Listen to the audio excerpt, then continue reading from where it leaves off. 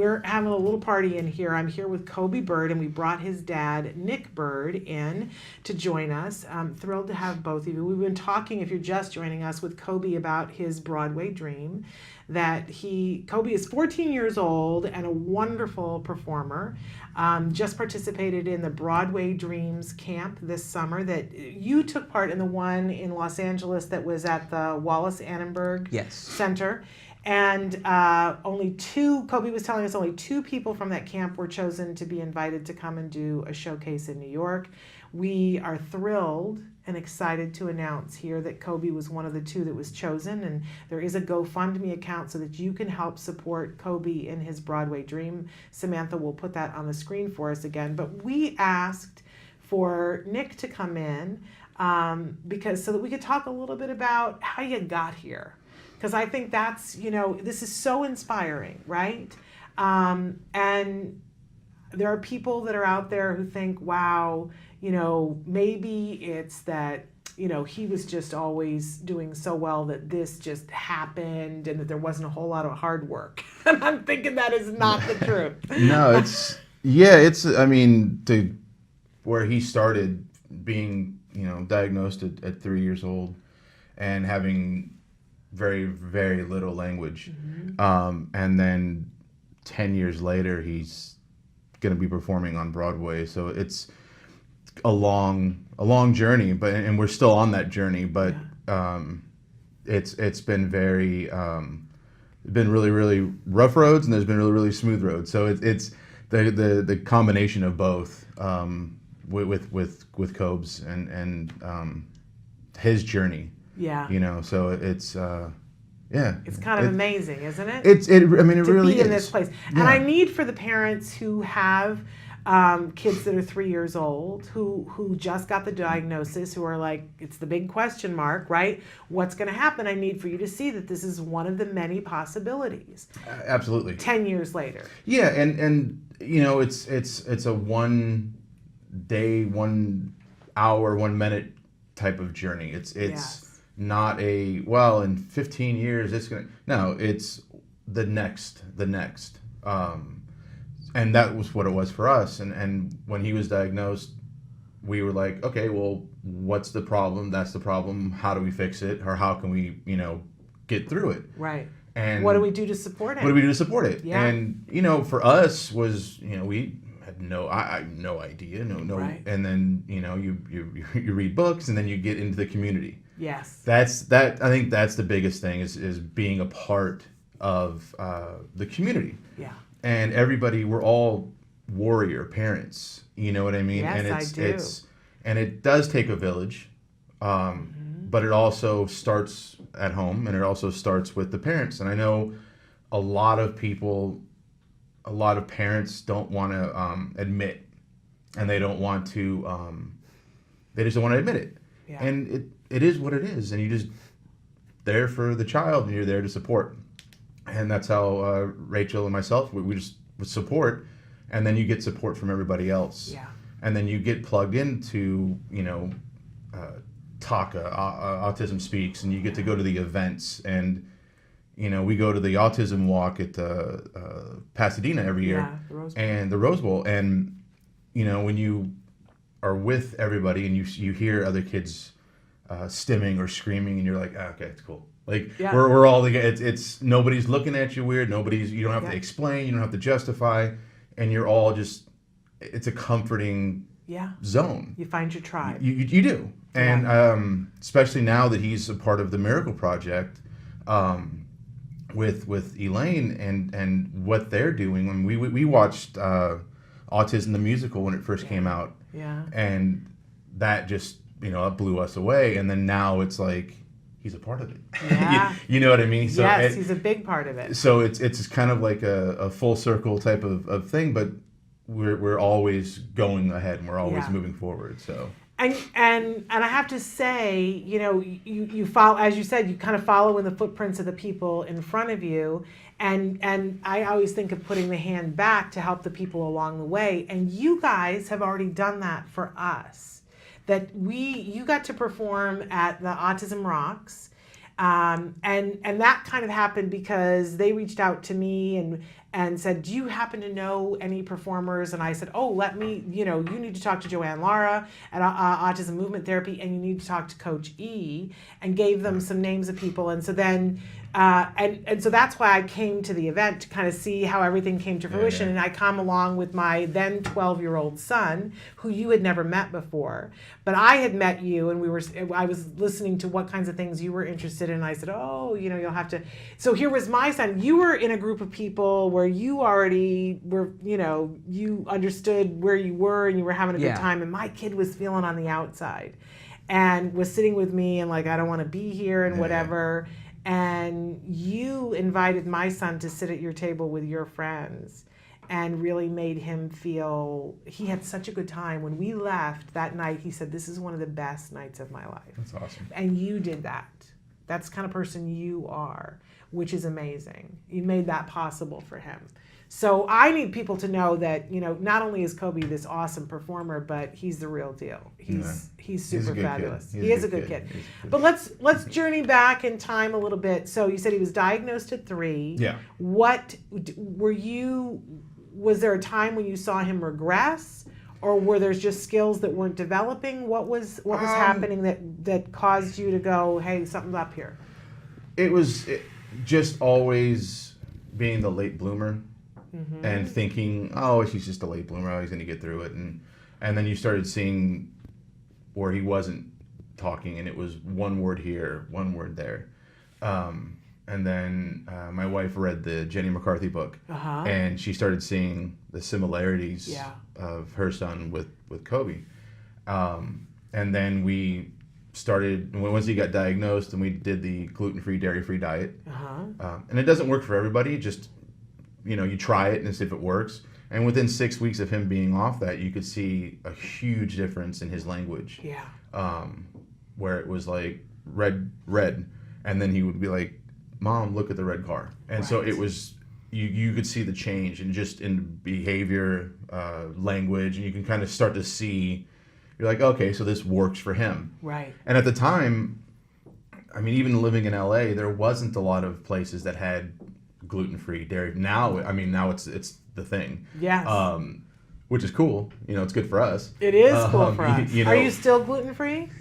Yes, I am. And dairy-free? Mm-hmm.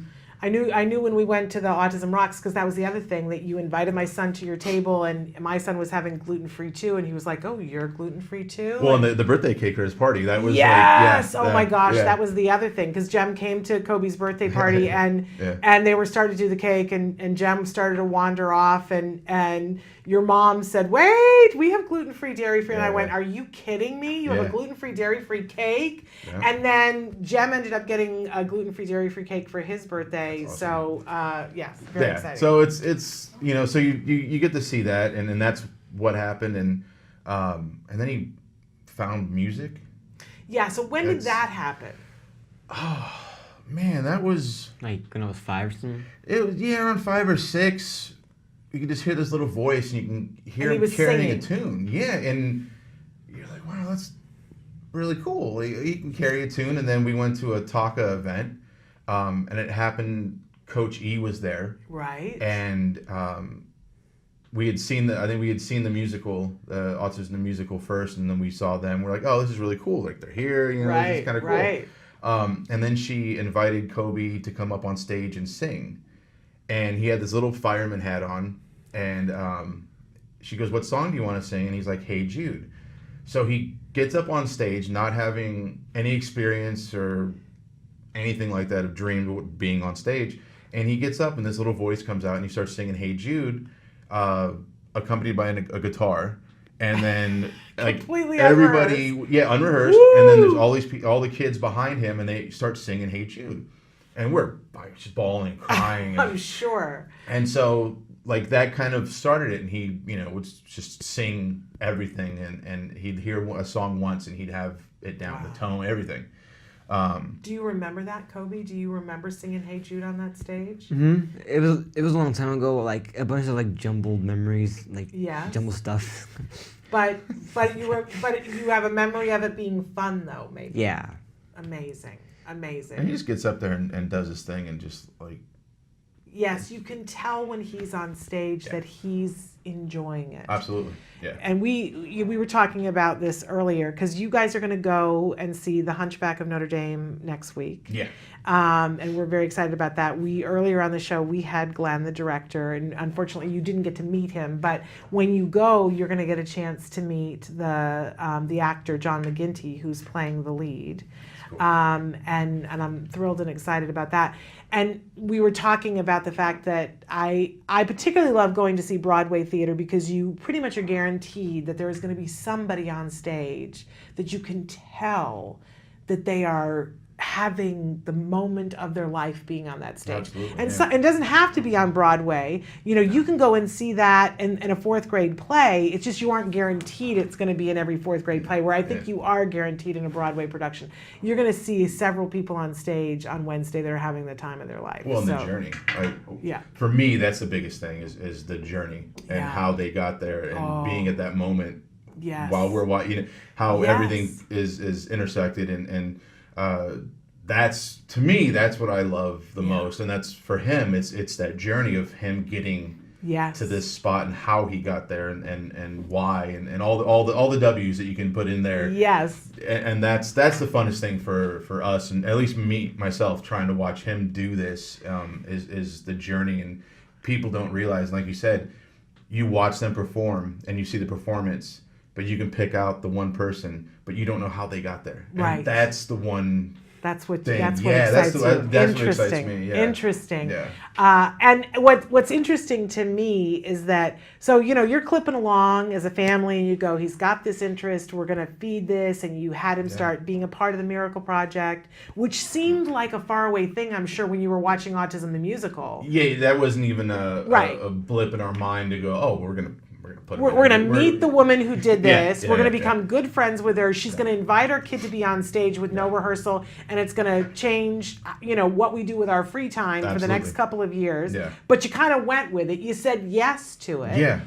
And thinking, well, maybe he's going to want to be a performer, but not expecting that, like, at the age of 14, you're going to go to New York. Well, yeah, and that's, I think, for us has been, that's the biggest thing, but also we're not letting the autism confine him, and we're treating it as like he's just Coby. Yeah. There's like what, and so that was our biggest thing, was when he was in Miracle Project, he was around everybody that was just like him. Yeah.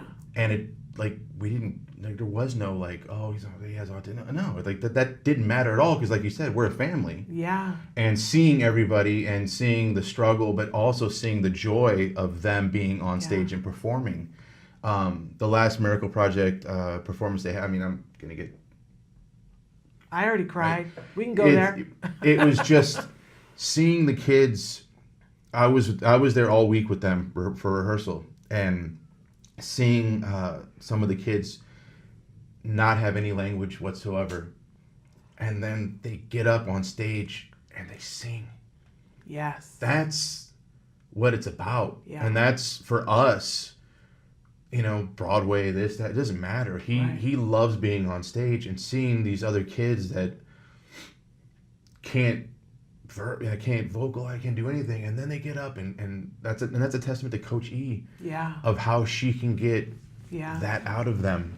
Absolutely. And like you said, being a part and having everybody in the audience, we're all like that's ours. Like we're all together. Like it doesn't. Yeah, they're all like, and so when somebody got up and sang, it was like you're looking at the parents. You're like, I got it. All right. And so like they're crying and like they're hitting us from behind. It was just one of those things where you're like, that's the community. Yeah.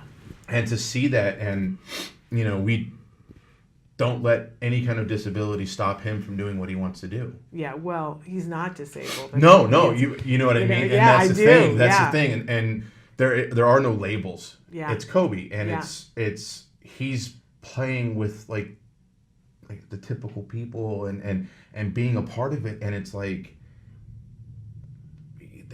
he loves it. Yeah. And he loves doing it, and it's just amazing. And like you said, the community is just so good. Well, and I love that you're going to see when you go next week, because Jem went and saw Hunchback last Thursday, a week ago tonight, and I love what you're going to see is that there's an actor who has different abilities. That's it. It's different abilities, but you see a company that surrounds him, and the fact that he had a different ability elevates it through the roof. And is he playing the Hunchback? He's playing the Hunchback. See, that's even cooler. He's playing the Hunchback, and it's really kind of amazing. Yeah. So, I know how Jem is. When we start to talk about these kinds of things, it's a little bit on the boring side. But I want to know, right? It's a little, to you guys, if we're honest, it's a little bit on the boring side, right? Because you're busy being you. And what we really care about is, are you having a good time? I am. I really am. And that's the thing, right? Yeah. So 14, and you're going to do this in New York, but what's happening after this? What do you come back to? What's the next thing that Coby's going to do? I think I'm gonna do the Miracle Project in fall. I think. Yeah. And do we know yet what the next Miracle Project show is, or did you wait till you all get there and make a decision together? It's gonna be a show called Work, and it's gonna be about autism with business. So it's about like people with autism getting like jobs and stuff. Really amazing. Yeah. Really amazing. We actually, and we're not gonna end up having time, but there was a speech that I was going to talk about that was yesterday, having to do with just that. Maybe we'll have time to talk about that next week. But important because you want to work, right? Yeah. You're already working in some respects, but your expectation, I would imagine, is that you are going to work. What job do you want to have? I think I already know. To be a Broadway performer. Yes. And so do you think that, and because anything could happen at this point, but do you think college is something that you're going to do on your way to being on Broadway? Is college in the mix? Maybe.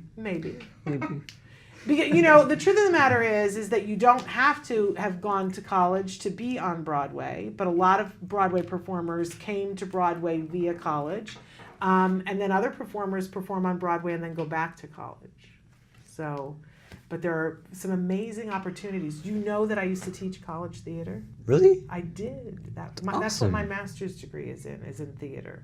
So I used to prepare people to be ready for Broadway. It's awesome. I'll hit you with some names when we're done of some people that I have helped to train. So I'm a big fan of college theater and what it can do and the opportunities it gives you to play and get lots of opportunity to get ready for Broadway. But not everybody needs it in that order. Yeah. All right, so Coby, you've got this GoFundMe. We want to remind people you can be a part of Coby's Broadway dream, and that we're asking anybody who can search your car and your couch cushions, put together some change. There is no amount that's too small. Be a part of Coby's dream, and be a part of this inspirational journey that he's on. The address is there, and take a look at some of the pictures that are on that GoFundMe page so that you can see what Coby's been up to and why you should be supporting this dream. Because this, I imagine, we work hard as parents, and you're both working parents, and everything that you've done to date, it's not inexpensive. Let's say that you've put a lot of things together for him to be able to do this. This is something that came out of the blue, an opportunity. It's not inexpensive to get to New York. And I think we all need to put ourselves in your shoes and think about, okay, if I had this opportunity for my kid, I would want everybody to stand up and say, hey, I believe in you and what you're doing, and I believe in your kid. And so get the card out, donate. As I said, it doesn't have to, don't get all I don't know how much, do what you can, and any amount is and also welcome. share it. Yes, share. Like share. That's another thing too. It's if you give, great. If you don't, awesome too. Just share it. Yes, because families need to see that this can happen. Yeah, get the word out. Put one foot in front of the other. Yeah. This is the kind of thing that can happen. Absolutely. Coby, you're such an inspiration, and I'm so excited for you. You're going to have such a good time. Have you ever been to New York City before? I have not, but it's been my dream since I was 7 years old. I've always wanted to go. I've seen a lot of movies that take place in New York. I'm like, I want to go so bad because every single movie I watch takes place in New York and I can't even go. But you're going to go. And Yeah. so are you studying up on how to ride the subway and what to do and what not to do in New York? Yeah. Okay. My first plan is to go to Central Park and just like run around. Okay. And then are there other things that are on your bucket list for things that you want to do in New York? Empire State Building, Staten Island. If it wasn't so hot, if it wasn't so cold, I would have wanted to go to Coney Island. Oh, well, yeah, it'll be shut down by that point. But and it's going to be just because you're going in November. You're going to be just after the leaves. Have you been to New York before? Upstate New York. My family's from upstate twice, but that was when I was young. Okay. Yeah, but not the city. Okay. Yeah. So, and are both you and your wife going to get to go and be there with him? She's definitely going. I'm a maybe, so I'm not too sure. With work and all that kind of stuff. So absolutely. But definitely her and Cobes. Well, I hope it works out so that you can go, but I certainly understand that you still gotta keep the roof over the head while all this happens, which is another reason why people should help to donate so that mom and dad both can go, because these are the kinds of things. Put yourself in their shoes. You would want for the family to go and be there. And not have to miss out on it. And we'll look forward to the pictures, Coby. Oh. There'll be pictures. I know your mom will take pictures.